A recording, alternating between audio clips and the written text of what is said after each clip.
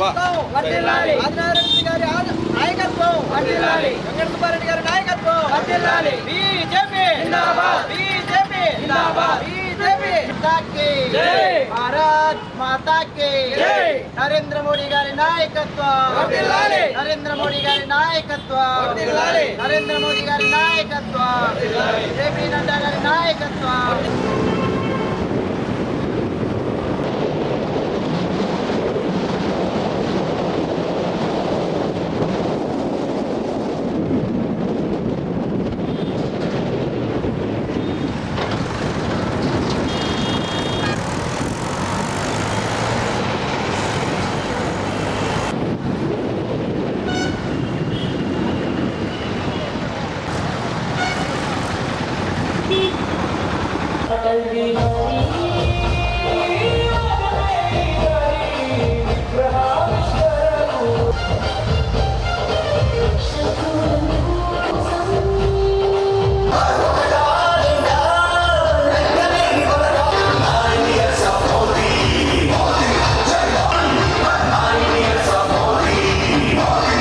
కూడా తనను తాను తగ్గించుకొని ఈ కూటమి ఏర్పడడానికి ముఖ్య కారణమైనాడు ఆయన మా పవన్ కళ్యాణ్ గారు.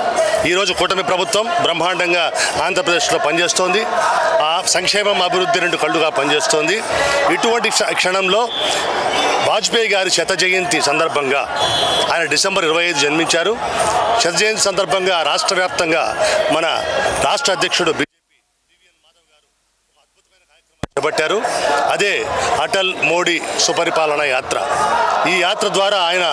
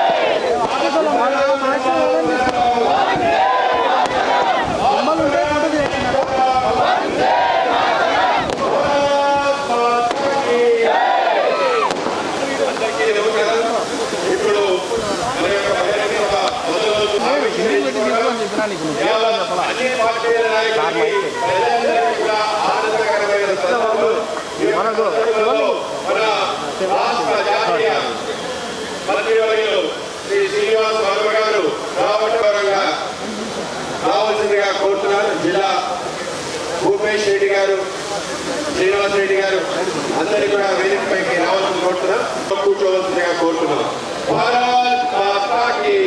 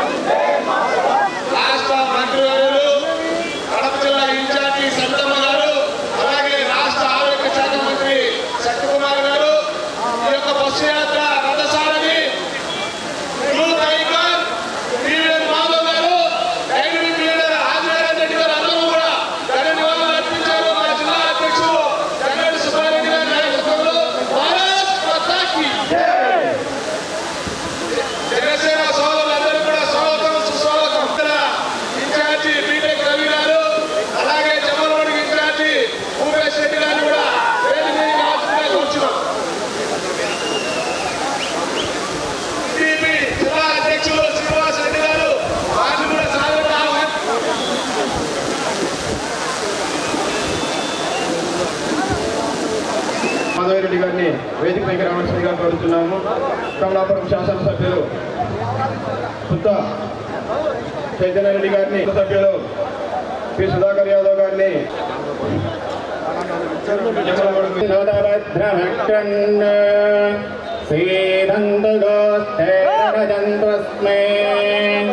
ప్రజాపతి పురురూపాదిహస్యో ఇంద్రాయ పూర్వేరుషోజుహానా ఇంద్రాయధ్వనే పృణతే శిక్షతి ఉపేతదాతి నస్తంభోజతి భోజో భోజో రజివిధస్య వర్ధయన్ అభిన్నే కిల్యే దదాతి దేవజం నతనశంతి నతభాతి తస్కరః నైనా అమిత్రో మిథిరా దదర్శతి దేవాగశ్చ జాభిర్యజతే దదాతి చ యోగిత్తాభిः సదతే గోపతిः సహ నతా అర్భారేణుకకాటోపస్మృతే న సభ్యः సంస్కృతత్రముపయంతి తా అభి పురుగాయ భజन्तస్య తానో గాభో మధ్యస్య వితరంతి యజ్వనః. జోహార్ అటల్ బిహారీ వాజ్పేయి గారికి.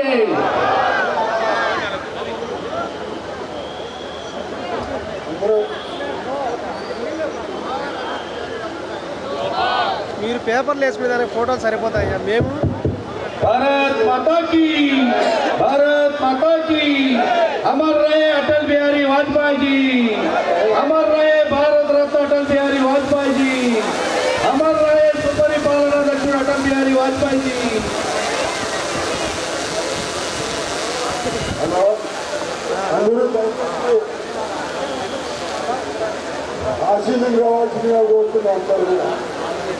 విచ్చేసినటువంటి రాష్ట్ర జిల్లా ఇన్ఛార్జ్ మంత్రి వర్యులు సవితమ్మ గారికి, జమ్మలమడుగు శాసనసభ్యులు మరియు ప్రభుత్వ విప్ ఆదినారాయణ రెడ్డి గారికి, కడప జిల్లా అధ్యక్షులు రెడ్డప్ప గారు శ్రీనివాసరెడ్డి గారికి,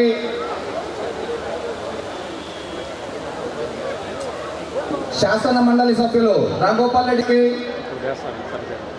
అటల్ మోదీ సుపరిపాలన యాత్ర బాలకృష్ణ యాదవ్ గారికి, టీడీపీ జిల్లా అధ్యక్షులు రెడ్డప్ప గారు శ్రీనివాసరెడ్డి గారు మాట్లాడవలసిందిగా కోరుతున్నాను.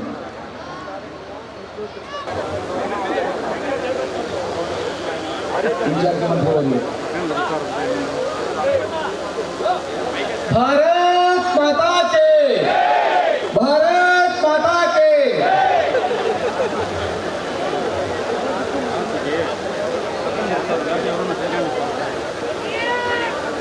అది ఎగిరిపోతే నేను ఉంటాను, నేను పోతాను. అయిపోయి వైర్ మీద అటల్ మోదీ సుపరిపాలన. बोलो भारत माता के, बोलो भारत माता के.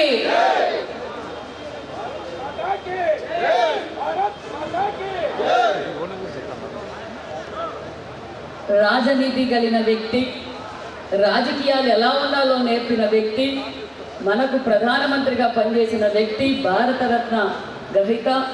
మరి ఈరోజు కనెక్టివిటీ కావచ్చు, ఎయిర్ కనెక్టివిటీ కావచ్చు, రోడ్ కనెక్టివిటీ కావచ్చు, ఆ రోజు ఈ భావితరాల భవిష్యత్ ప్రపంచంలోనే భారతదేశం అగ్రగామిగా ఉండాలి అని జీవిత కాలం భారతదేశ ప్రజల కోసం త్యాగం చేసిన ఒక గొప్ప వ్యక్తి ఈ రోజు విగ్రహావిష్కరణం చేసుకోవడం నిజంగా మన పూర్వజన్మ సుకృతం అనే విషయంగా ఈ కార్యక్రమాన్ని భుజస్కంధాలపై వేసుకొని మన రాష్ట్ర బీజేపీ అధ్యక్షులు మాధవ్ గారికి, అదేవిధంగా మన కేంద్ర మంత్రి శ్రీనివాస్ వర్మ గారికి, అదేవిధంగా మరి ఆంధ్రప్రదేశ్ క్యాబినెట్లో ఒక పక్క బడుగు బలహీన వర్గాల కోసం, ఒక పక్క ఆంధ్రప్రదేశ్లో ఉన్న బడుగు బలహీన వర్గాలు ప్రజలందరూ ఆరోగ్యంగా ఉండాలి, ఈ ప్రజలు నిరంతరం వైద్యం విద్య అందజేయాలి, మరి యూనివర్సల్ హెల్త్ పాలసీ తీసుకురావాలి అని కేంద్రంతో నరేంద్ర మోడీ గారితో మాట్లాడుతూ ఈరోజు మన వైద్య శాఖ మంత్రిగా పనిచేస్తున్న మా సోదరుడు సత్యకుమార్ యాదవ్ గారికి, అదే విధంగా మరి ఈ కార్యక్రమాన్ని ఇంత విజయవంతం చేసిన ఈ స్థానిక అధ్యక్షుల వారికి, అదే విధంగా మరి పార్లమెంట్ అధ్యక్షులు శ్రీనివాస్ రెడ్డి గారికి, మరి అదే విధంగా మరి బీటెక్ రావు గారికి, భూపేష్ గారికి, జనసేన నాయకులకు, అదే విధంగా నిజంగానే కడప జిల్లాకు ఒక వరం. మాకు కూటమి ప్రభుత్వంలో మాకందరికి దిశ దశ నిర్దేశిస్తూ ఎక్కడ తగ్గాలో, ఎక్కడ నెగ్గాలో, ఎక్కడ చెక్కు పెట్టాలో తెలిసిన వ్యక్తి మరి జమ్మలమడుగు శాసన సభ్యులు, మాజీ మంత్రివర్యులు మరి ఆదినారాయణ రెడ్డి గారికి, అదేవిధంగా వేదిక పైన ఉన్న మన బీజేపీ కూటమి నాయకులకు, వేదిక ఉన్న కడప ప్రజలందరికీ శిరస్సు వంచి ధన్యవాదాలు తెలియజేస్తున్నాం. నిజంగా ఈ కార్యక్రమం భావితరాలకి ఒక స్ఫూర్తి కావాలి. ఎందుకంటే ఈరోజు మరి ఈ కార్యక్రమం ముఖ్య ఉద్దేశం మరి అటల్ బిహారీ గారి ధర్మం, మరి మోదీ గారి దిశ అనే విషయాన్ని మీకు అందరికీ తెలియజేస్తున్నాం. ఎందుకంటే భావితరాలు మర్చిపోతున్నాయి వారు చేసిన త్యాగాలు. ఈ రోజు మళ్ళీ మనం అందరం తెలుసుకోవాలి చిరస్థాయిగా. ఎందుకంటే ఈ రోజు భారతదేశం వైపు కను చూపు కూడా చూడడానికి అగ్ర దేశాలు భయపడుతున్నాయి అంటే అది నాంది మన వాజ్పేయి గారు, మన నరేంద్ర మోడీ గారు అన్న విషయం మీకు తెలియజేస్తూ, మరి నిజంగానే ఈరోజు అటల్ బిహారీ వాజ్పేయి గారు కలని కన్నా భారతదేశాన్ని భుజస్కంధాలపై వేసుకొని ఈరోజు మన రాష్ట్రంలో కూడా అనేక సంక్షేమ పథకాలు కేంద్రం నుంచి ఇస్తూ మన రాష్ట్రం బాగా నలిగిపోయింది, కొత్త రాష్ట్రం అని గ్రహించి మన ప్రధానమంత్రి నరేంద్ర మోడీ గారు మనం ఏం కోరుకున్నా, మనం కట్టబోతున్న భావితరాల భవిష్యత్ కోసం కడుతున్న రాజధాని కావచ్చు, పోలవరం కావచ్చు, హైవే రోడ్లు కావచ్చు, ఎయిర్ కనెక్టివిటీ కావచ్చు, ఈ రోజు అభివృద్ధి ధ్యేయంగా మన రాష్ట్రానికి నిధులు కూడా ఇస్తున్నారన్న విషయాన్ని మీకు అందరికీ తెలుసు.